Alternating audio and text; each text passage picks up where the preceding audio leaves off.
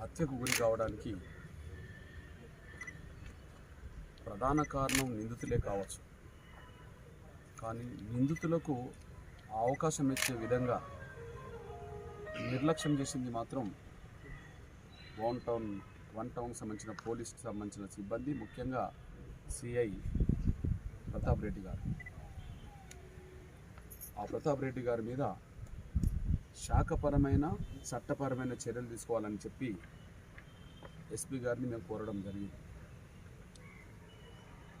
సంఘటన హత్య జరిగిన తర్వాత కేసులు నమోదు చేయడంలో, SC/ST యాక్ట్ ప్రకారం రావాల్సిన సదుపాయాలు కల్పించడంలో పోలీస్ డిపార్ట్మెంట్ పరంగా లేదా కలెక్టర్ పరంగా తీసుకున్న నిర్ణయాల కాడ మాకేమీ అనుమానం లేదు. ఆ కోణంలో వాళ్ళు ముందడుగు చేశారు.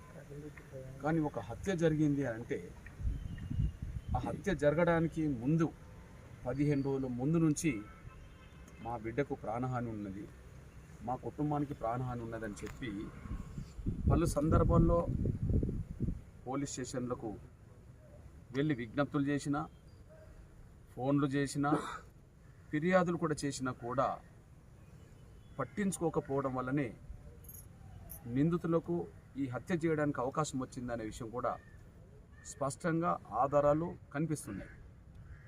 చివరికి ఒక 15 రోజుల ముందు పోలీస్ స్టేషన్కి వెళ్ళి ఆ నిందితుడనబడుతున్న వాళ్ళ మీద ఫిర్యాదు చేసినా కూడా ఫిర్యాదు తీసుకోకపోవడం ఒక అంశం అవుతే, మరొక వైపు సంఘటన జరిగిన రోజు కూడా మా బిడ్డ ఫోన్ పనిచేస్తలేదు, మాకు అనుమానం ఉన్నది, ఫలానోళ్ళ మీద అనుమానం ఉన్నదని చెప్పినా కూడా వెంటనే స్పందిస్తే ఆ స్పందించడం వల్ల ఆ సంఘటన జరగడానికి అవకాశం లేకుండా పోయే అవకాశం ఉండేది. స్పందించడంలో నిర్లక్ష్యం, వాళ్ళతో మాట్లాడడం నిర్లక్ష్యం, ఆ నిర్లక్ష్యమే ఇవాళ మా స్నేహలత ఇవాళ చనిపోవడానికి, చంపబడడానికి దారితీసిందని కూడా మేము గుర్తు చేస్తున్నాం. ఈ విషయంలో మేము ఒక విశ్లేషణ కూడా చేశాం.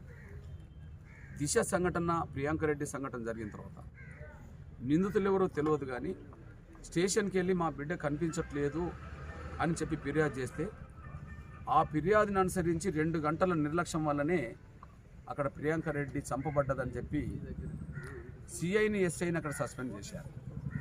నేనంటున్నా, ప్రియాంక రెడ్డి సంఘటనలో అక్కడ ఉండబడే తల్లిదండ్రుల ఫిర్యాదులకు సరైన సమయంలో స్పందించలేదని చెప్పి 2 గంటల నిర్లక్ష్యానికే అక్కడ శాఖపరమైన చర్యలు తీసుకున్నప్పుడు, మరి ఇక్కడ స్నేహలతకు సంబంధించిన విషయంలో 15 రోజుల నుంచి నిర్లక్ష్యం కనిపిస్తున్నది, పలు సందర్భంలో నిర్లక్ష్యం కనిపిస్తున్నప్పుడు మరి చట్టపరమైన చర్యలు ఎక్కడ వస్తాయి?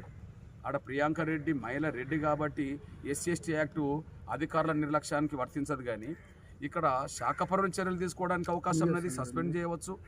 అదే సమయంలో SC/STకి సంబంధించిన ప్రజలు ఫిర్యాదు చేసినప్పుడు సకాలంలో స్పందించకపోయినా లేదా దాన్ని నిర్లక్ష్యం చేసినా కూడా SC/ST యాక్ట్ ప్రకారం అధికారులు కూడా దోషులు అవుతారనే విషయం కూడా స్పష్టంగా అందులో ఉన్నది.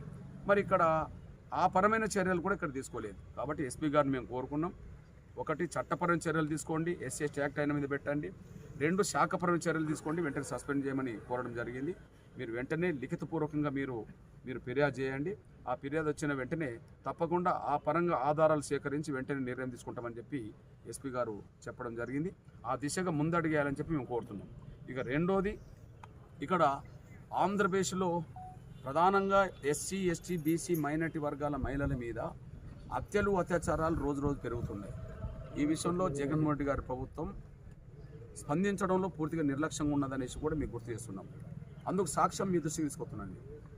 ప్రియాంక రెడ్డి అత్యాచారం గురించి చంపబడ్డది తెలంగాణ రాష్ట్రంలో. ప్రియాంక రెడ్డి అత్యాచార ఘటనను జగన్మోహన్ రెడ్డి గారు వెంటనే ఖండించాడు. శాసనసభలో కూడా ఎన్కౌంటర్ను సమర్థించిండు. ఎన్కౌంటర్ చేయించిన కేసీఆర్కు హ్యాట్సాప్ కూడా చెప్పాడు. కానీ ప్రియాంక రెడ్డి సంఘటన తర్వాత ఆంధ్రప్రదేశ్లో గూడూరులో ఒక ముస్లిం మహిళ 5గురితోటి అత్యాచారం కూడా దారుణంగా చంపబడ్డది. అసలు ఆ సంఘటన ఈ రాష్ట్రంలో జరిగినట్టు కూడా ఈ రాష్ట్ర ప్రజలకు తెలియదు.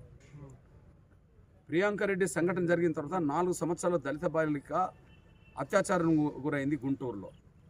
5 సంవత్సరాల దళిత ఇంకో చిన్న అమ్మాయి అత్యాచారం గురైంది. ప్రకాశం జిల్లాలో తల్లి బిడ్డలు దారుణంగా హత్యకు గురై ఇట్లనే కాల్చివేయబడ్డారు. ప్రకాశం జిల్లాలో ఇంకొక దిక్కు బీసీ మహిళ అత్యాచారం గురైంది. ఇట్లా చెప్పుకుంటూ పోతే సంఘటనలు రోజు పెరుగుతున్నాయి. మరి పక్క రాష్ట్రంలో జరిగిన సంఘటనలకు వెంటనే ఖండించి ఎన్కౌంటర్ను సమర్థించిన జగన్మోహన్ రెడ్డి గారు మరి ఆంధ్రప్రదేశ్లో అంతకంటే ఘోరమైన ఘటనలు జరుగుతున్నప్పుడు ఎందుకు స్పందించలేదు, ఎందుకు ఖండించలేదు? ఆ ఎన్కౌంటర్ను సమర్థించిన జగన్మోహన్ రెడ్డి గారు మరి ఎక్కడ అదే పరిష్కారం ఇక్కడ ఎందుకు చూపెట్టట్లేదు? ఇక్కడ స్పష్టంగా అణగారిన వర్గాల మహిళల మీద జరిగినప్పుడు రాష్ట్ర ప్రభుత్వం నిర్లక్ష్యంగా ఉంటుంది అనడానికి ఇక్కడ సాక్ష్యాలు కనిపిస్తున్నాయి. ఈ దిశగా మా ఎస్సీ ఎస్టీ బీసీ మైనారిటీ వర్గాలందరినీ ఏకతాటి మీద తీసుకొస్తాం. జగన్మోహన్ రెడ్డి గారు మా అణగారిన వర్గాల మహిళల పట్ల జరుగుతున్న చిన్న చూపుకు ఖచ్చితంగా ప్రతిఘటనగా ప్రజా పోరాటానికి మేము నిర్మిస్తాం. రాబోయే రోజుల్లో ఈ అణగారిన వర్గాల మహిళల మీద జరుగుతున్న వాటిని అరికట్టకపోతే రాష్ట్ర ప్రభుత్వమే దిగిపోయే రోజులు వచ్చే విధంగా ప్రజా ఉద్యమాన్ని నిర్మిస్తామనే విషయం కూడా మేము స్పష్టం చేస్తాం.